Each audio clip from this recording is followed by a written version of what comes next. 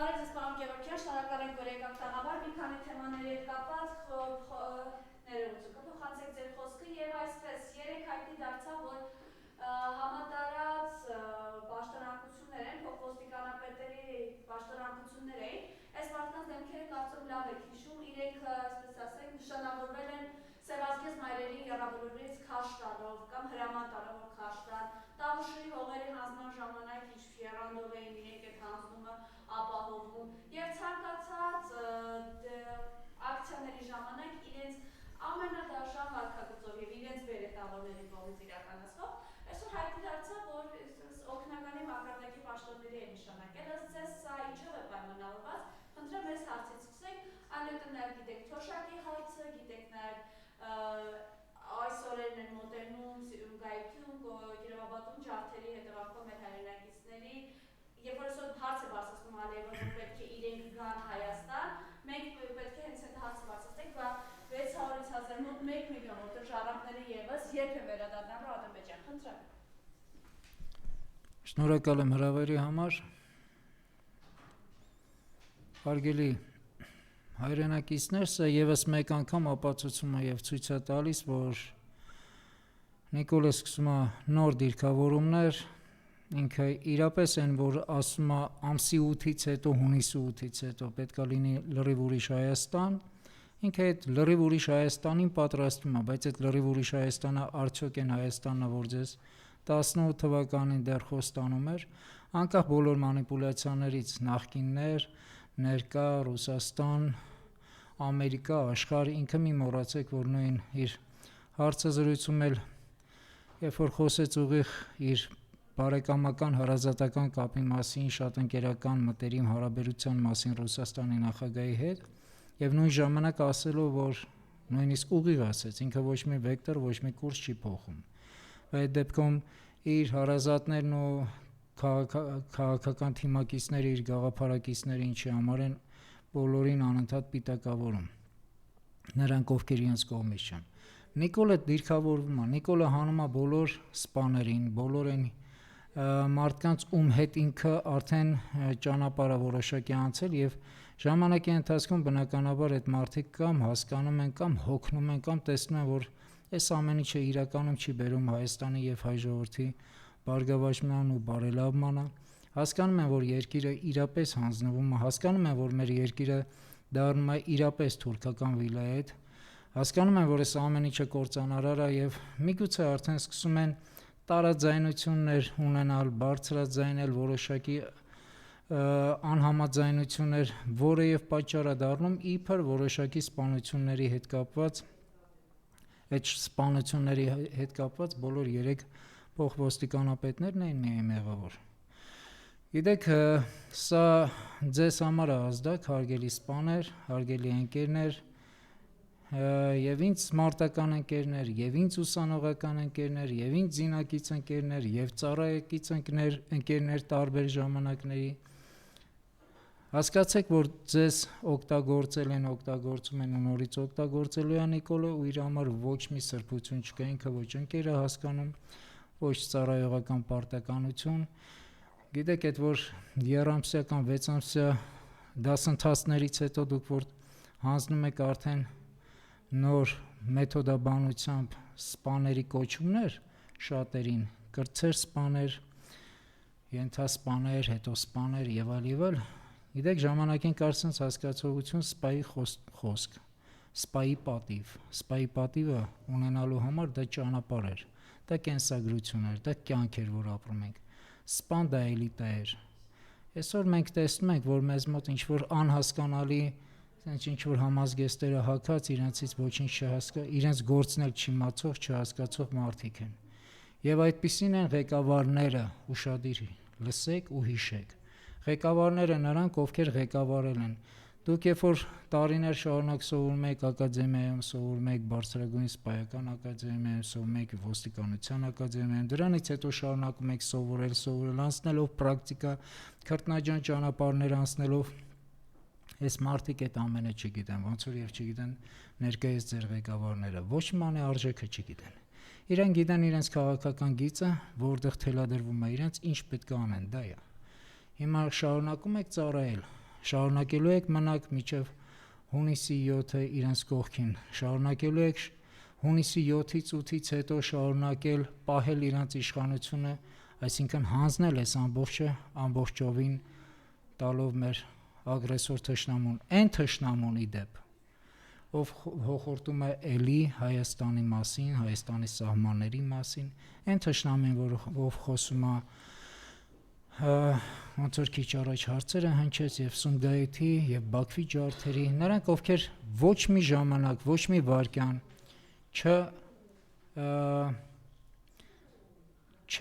չեն ներողություն խնդրել, չեն ընդունել իրենց արած ոճրագործությունները, չեն ընդունել իրենց արած ցեղասպանությունը, ոչինչ չեն ընդունել եւ այս մարդկանց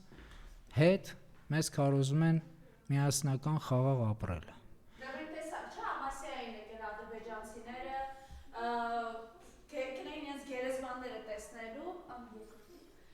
Ես կխնդրեմ այս մասով ձեր տեսակետը, ուղղակի մենք այս կադրերը ցույց տանք։ Նայեք, սա մանիպուլյացիաներ են։ Կներեք ամասյա մեր գերեզմանները կայցելեք ադրբեջանցիները Գյումրիում։ Որպեսզի շատ չլսեք, խնդրեմ այս։ Նայեք, Հայաստանի Հանրապետությունում երբեք չի եղել ադրբեջանցիների նկատմամբ նման ատելություն եւ թուրքերի։ Մենք մեր դառը պատմությամբ ենք առաջնորդվել, տեսել ենք մեր դառը պատմությունը, բայց մենք քրիստոնյա ենք, մենք սիրող ազգ ենք, մենք ներող ազգ ենք, մենք արժանապատիվ ազգ ենք, մենք չենք սերմանել մեր սերնդի մեջ թույն ու թարախ, որովհետև մենք ուժեղ ազգ ենք։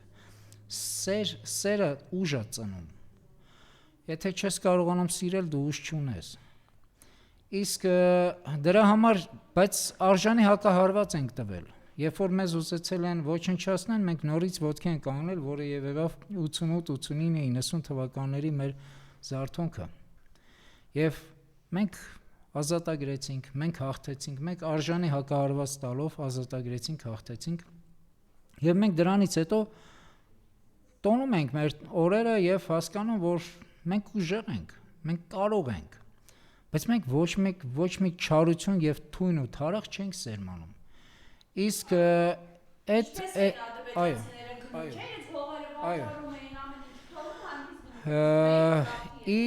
իսկ ինչ վերաբերվում է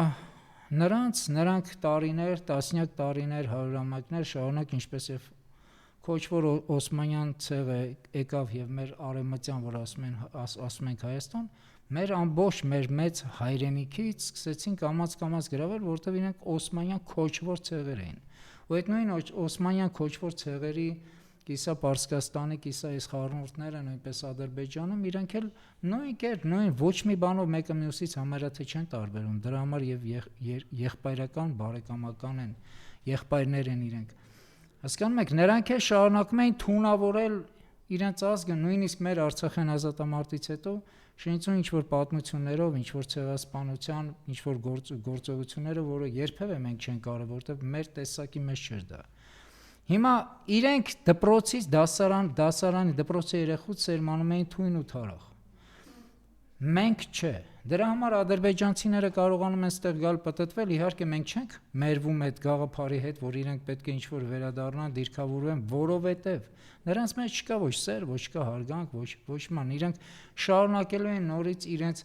զավթողական քաղաքականությունը եւ ցեղասպան քաղաքականությունը։ Իրենք ջարդերը, նույն ջարդերը մի մոռացեք Սումգայիթը, մի մոռացեք Բաքվի ջարդերը։ Մենք աննորմալներ չենք, ժողովուրդ։ Ինչքան էլ խոսենք ագիտացիաների, ասենք, հա, ռոպագանդաներն ասենց եղել ժամանակները, ասենց էր սովետը փալուզում էր, էսերեն էր, ինչ ուզում եք խոսեք, բայց մարդ արարած այդ կարող եք խոսեք էկրաններից այն կողմ։ Մարտական գործողության մարտի դաշտում ովքեր եղել են, շատ լավ գիտեք մենք։ Մենք ոչ աննորմալ ենք եղել, ոչ հիվանդ ենք եղել, ոչ էլ դուք եք հիվանդ եղել, որ տենց մեզ այն ժամանակ սիրում հարգում եք, որտեվ մենք ազատագրողներն ենք։ Ժամանակները փոխվեցին, մոռացել եք, ձեզ թվում է հանձնողներն են ազատագրողները, չէ։ Ազատագրողներն ու խաղաղություն բերողները մենք ենք եղել, ու ելի շարունակում ենք լինել, ու այդ տեսակն է լինելու։ Բայց հասկացեք, որ այդ ադրբեջանցին գալու է այստեղ ու շարունակելու է նույն իր Բաքվի ջարդերը, նույն իր քաղաքական թունավորումները, ինքը ոչնչացնելու է, ինքը ոչինչ չի անելու։ Այսինքն, եթե անգամ այդքան հետ չգնանք, եթե չգնանք 15 թիվ, մենք տեսնենք, չէ, ինչպես է, միայն ճանապարհին մեր 60 եւ ավել հայրենակից է մահացել։ Էլ չխոսում են տեսանյութերը, որ իրենք վիզը կտրում էին մեր հայրենակիցներին ու տարածում, չէին ասում ոնց են գալու մյուսներից վիզը կտրել։ Իդեպ նայեք, հիմա նույն այս կամակատարները խոսում են իբր խաղաղության մասին ու խաբում են մարդկանց, որ եթե իրենք չլինեն իշխանության, կլինի պատերազմ։ Եթե իրենք չլինեն, եթե դուք չլինեք, եթե իրենք չլինեն պատերազմ կլինի, եթե իրենք չլինեն կլինի պատերազմ, եթե իրենք չլինեն կլինի բոլոր տեսակի վատերը, մի խոսքով չթվարկեմ ժամանակը խնայելու համար, իրենց անհետեցությունները ես կարող եմ միայն պատասխանել, որ եթե դուք չլինեք, չի լինի ոչ պատերազմ, եթե դուք չլինեք, չի լինի չափերը անցած լկտի թուրք, եթե դուք չլինեք, չի լինի արժանապատվության կորուստ, երբ որ դուք չլինեք, չի լինի թույն ու թարախություն, չի լինի հայ ժողովրդի նկատմամբ թարախություն, Նիկոլն ասում է ոչ մեկի նկատմամբ չունեմ ես պրոբլեմ, այո ինքը չունի, Տրամպի հետ չունի, ԵՄ-ի հետ չունի, Արևմուտքի հետ չունի, Էրդողանի հետ չունի, բառացի չունի, հա, Ալիևի հետ չունի, կիրթ կառուցողականն բառացի հայտարարեց, որ ինքը Պուտինի հետ մտերիմ սերտ հարաբերության մեջ է եւ վարչապետի հետ Ռուսաստանի Դաշնության եւ ոչ մի կուրս չի փոխում, բա որ ոչ մեկի հետ ոչ մի խնդիր չունես, դու ում հետ խնդիր ունեիր, միայն հայի հետ, հայերի ընտանիքների հետ, մտնելով հայերի ընտանիքները թարախ ու թույն լցնելով, բաժանարար գծեր դնելով, սև ու սպիտակը դնելով, թուն արվորելով մեր երկիրը, հազարավոր կյանքեր կործանելով,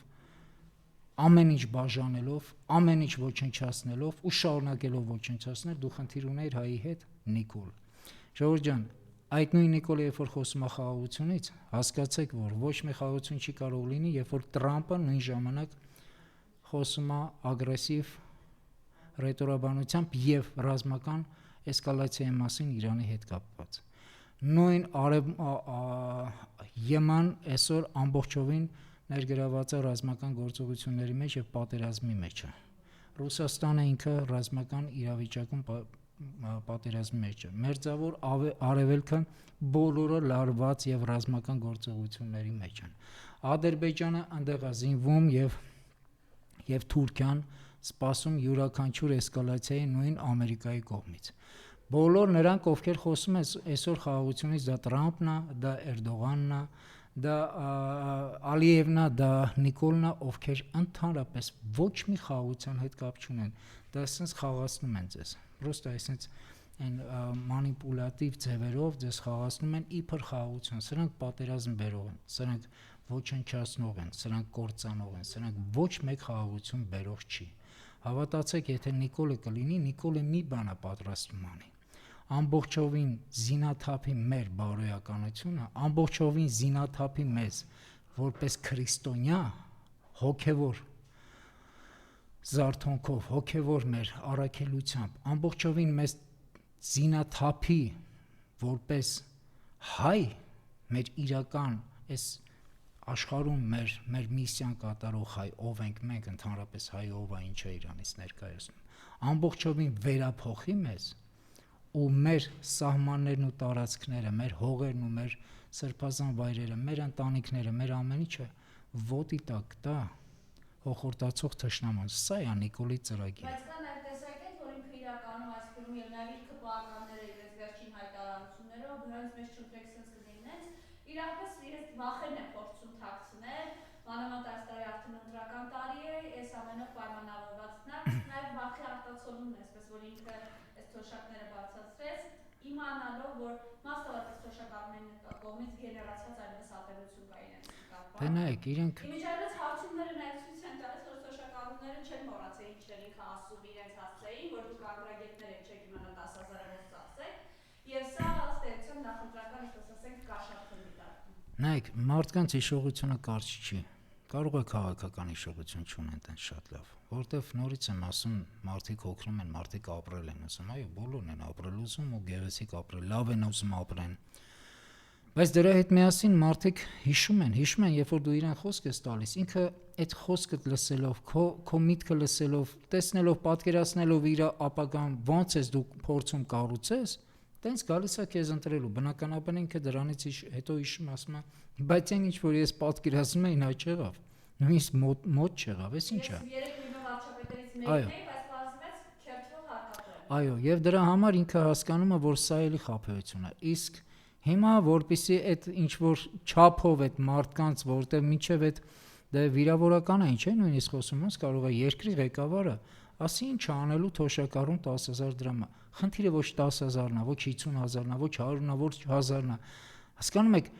բաներ կա, որ չի կարող երկրի ղեկավարը, բաներ կա, որ չի կարող խոսի, իրավունք չունի խոսելու։ Նույնիսկ եթե Աստված չանի ինքը նման ձև մտածում է, ինքը իրավունք չունի խոսելու, բարձրად Եսի նկատի ունեմ իր մասին չէ, Նիկոլի մասին չէ, ես ընդհանրապես խոսում եմ որպես երկրի ղեկավար մարդու մասին, ինքը իրավունք չունի տենց խոսելու։ Սա ամեն ինչի ոնց որ կատաստրոֆան է։ Ինքը ոչ միայն չի մտածում, ոչ միայն սիրտ ու հոգի չունի։ Ինքը եւ արտահայտում է այն ամեն կեղտոտ բանը, ինչ որ իր մեջ կա։ Եվ խոսում ասում է ոնց ինչին է պետք թոշակառուն, իսկ թոշակառուն դա հասկանում է, թոշակառուն դա լսում է ու ինքը չի մոռանում։ Իսկ հիմա իրենք փորձում են իրեն 2-3 ամսով գնել, այսինքն դուք ինչ եք փորձում անել 10000 դրամ բաժանելով, փորձում եք իրենց կաշառել, վերցնել, իրենց ձայներ եք առնում։ Հա այդ որ ասում եք 5-10000 դրամով ընտրությունների նախկիները անում են, հիմա այդ 5-10000 դրամը դուք ասում եք լավ, թոշակառուն 10000 դրամից ավել չի կարելի տալ, դա եք դու իրենց նկատմամբ անում։ Իրականում այս ամեն ինչը ինչ որ անում եք, ժողովուրդը տեսնում է։ Բայց դրա հետ միասին մի մոռացեք, որ այդ ձեր հնչեցրած հարցը, հարգելի մայրամ, ինչի համար են վախվորած, որովհետև իրենք հասկանում են, որ սա վերջին, որ ասում է последняя битвան է մոտեցել իրենց։ Ու այդ последняя битвան նրա համար է, որ իրենց վախը հետևյալն է։ Նայեք, Թրամփը 2-3 անգամ հանդիպումների ժամանակ այդ ցույց է տալիս, մեսիջ է տալիս, որ ես իբր սրանց ընդունում եմ, իբր ձեր Նիկոլին։ Թրամփի տեղակալը փոխնախագահը գալիս է Հայաստան ու ցույց է տալիս իբր մենք ձեր կողքին ենք եւ բառացի ասում է, եթե կլինեք հայ ժողովուրդ Նիկոլի կողքին, Նիկոլը կլինի, մենք շարունակենք մեր քաղաքականությունը ձեզ հետ, բայց այդ քաղաքականության ճակերտները ինքը չի բացում բնականաբար, բայց մեկնելով հաջորդ օրը Ադրբեջան, չնայած Նիկոլը մի անգամից հենց այդ օրը չի թույլ տալիս, որպեսզի ժողովուրդը լսի ինչ է Ադրբեջանում այնտեղ խոսելու Ամերիկայի փոխնախագահը, այլ ինքը մի անգամից ասուլիս է տալիս, որպեսզի իր մանիպուլյացիայով սկսի մարդկանց լցնել ուղեղները եւ մարդկանց շեղել։ Իսկ այնտեղ նա գնում է ասում է մենք ռազմավարական դաշնակից գործընկերներ ենք, մենք միասին ենք լինելու եւ ամեն ինչ մեզ մոտ շատ լավ է լինելու եւ այլ, այն ինչ որ ինքը խոսում է Հայաստանին, ընդհանրապես Հայաստանը ոչ միտեղ կապ չունենալով։ Նայեք, Էրդողանը նույնպես, Ալիևը նույնպես ասում է, որ եթե Նիկոլին ընտրեցիք լավ է լինելու, այսինքն ինչ լավ կարող է լինի, երբ որ իրենց համար բոլորի համար Նիկոլը իրենց այսինքն գործիքն է, իրենց աշխատանքն է անում։ Էրդողան Եմեն $15 միլիոն չէ, գումար է վճարում։ Փաստացի բոլորը ամբողջ արևմուտքը կոպիտ ասած ասում է լավ է լինելու, հավաքական sense կարելի ասել, հա, որոշակի առումով արևմուտքը ասում է լավ է լինելու, եթե Նիկոլը լինի։ Բայց նույն ժամանակ ասում են Թուրքիան եւ Ադրբեջանն են մեր ռազմավարական դաշնակիցները, այդ ագրեսիան այս տարածաշրջանում է պատրաստվում, եթե Իրանի նկատմամբ ոչ թե ցամաքային հարձակում են պատրաստվում, այլ պատրաստում են օդային հարձակումներ, եւ դրանից հետո պատկերացնում եք այդքան հազարավոր միլիոնավոր մարդիկ որտեղ են գալու եւ ինչա լինելու եւ մեր սահմանները ինչ վիճակում է եւ ընդհանրապես մեր հասարակությունը ինչ վիճակում է եւ ամեն ինչը ինչ վիճակում է մեզ մոտ։ Այս ամբողջ աղետների հետ միասին հիշեք ժողովուրդ ջան, որ Նիկոլին մենակ մի բան է հիմա պետք ձգել ինչքան հնարավոր է եւ վախենում է մենակ մի բանից։ Իրենք համակարգային պայքար է իրանց դեմ պետք, իսկ համակարգային պայքարի համար հարկավոր են, որպեսզի բոլոր ուժերը համակարգված լինեն իրար հետ։ Ցավոք, այս պահի դրությամբ մենք տեսնում ենք, որ շարունակվում են դեռ քաղաքական ուժերը առանձին ինչ որ իրենց գործողություններ անել։ Մի ընդհանուր դաշտ կա, որտեղ բոլորը չեն կարող չհամախմբվեն, դա հայ առաքելական Սուրբ եկեղեցին է։ Եվ եթե հիշում եք, որ Նիկոլը առաջի հենց այդ հարցազրույցը ասուլիսը երբ որ տվեց փոխնախագահի գնալուց հետո ինքը միանգամից խոսեց ագրեսիվ հրետորաբանությամբ վեհապարտիրոջ եւ հայ առաքելական եկեղեցու մասին։ Իր միակ թիրախը հայ առաքելական եկեղեցին է եւ վեհապարտերը։ Իր միակ թիրախը սրբազաններն են։ Իր միակ թիրախը հոգևոր դասն է։ Եվ այդ հոգևոր դասի նկատմամբ են իրենք շարունակում իրենց ոչնչացնող քաղաքականությունը, որովհետև սա է եղել հիմքը բոլորի խոսքերում Նիկոլ վերջացնում ես հայ առաքելական եկեղեցու թեման վեհապարի հետ եւ շարունակվում է մեր համագործակցությունը իր դեմ կանգնող եւ այդ մի դաշտն է, որտեղ պարարտ հողը, որտեղ բոլորը կարող են համախմբվել, դա միայն ու միայն հայ առաքելական եկեղեցին է։ Երկրորդ մենք տեսնում ենք, որ երեք ուժերը ստերության միավորված են եւ այս դրանով էլ այդ պայմանավորված այս իշխանության վախերը իրենք դիտակցություն ունեն դրա։ Միավորումը բնականաբար որոշակի առումով է, բայց ամբողջական հուշկու հարված տալու համար, որտեղ մի մոռացեք, որ արդեն 7 տարի է սրանք իշխանության են եւ ունեն բավականին լավ օգնություն իրենց, հա, պատժեշկը ոնց որ ասենք, հա, քաղաքական արտաքին։ Եվ դրանց եւ իրենց ջախջախի չարված տալու համար հարկավոր է իրապես ոչ միայն այս քաղաքական, որտեղ նայեք, մենք նոր բան ենք ուզում քաղաքական պայքարի մեջ, նոր մոտեցում ենք ուզում, նոր ուզում ենք փոխենք այս ամբողջ իշխանությունը, բայց մենք շարունակաբար անում ենք այն քայլերը հիմնականում, ինչ որ անում ենք մինչ այդ քաղաքական պայքարի մեջ։ Այսինքն, երբ որ դու անընդհատ անում ես նույն քայլերը, որը քեզ չի բերել հաջողության, ի վերջո դժվար է ակնկալել ամբողջական մեծ այդ հաջողությունը, եթե դու չես փոխում քո մարտավարությունը հարկավոր է փոխել։ Մարտավարությունը եւ մոտեցումը հարկավոր է փոխել եւ ջախջախի չարված հասցնելու համար մեզ հարկավոր է եկեղեցու շուրջ համախմբումը։ Իրականացվող աշխարհը իրենց կողմից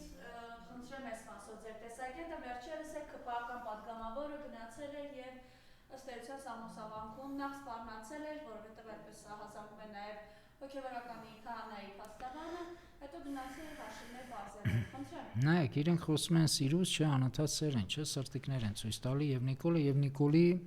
թիմակիցները, չէ, սկսել են սրտիկներ անընդհատ ցույց տալ։ Եթե հիշում եք, Կիրակի օրը Սևանում պատարագի ժամանակ Նիկոլի ներկայությամբ հնչեց վեհապարտ Տիրոջ անունը։ Դրանից հետո անմիջապես հաջորդ օրը ոնց որ թե Սամոսավան գնաց այդ մի պատգամավորը, հա, ազգային ժողովի փոխնախագահը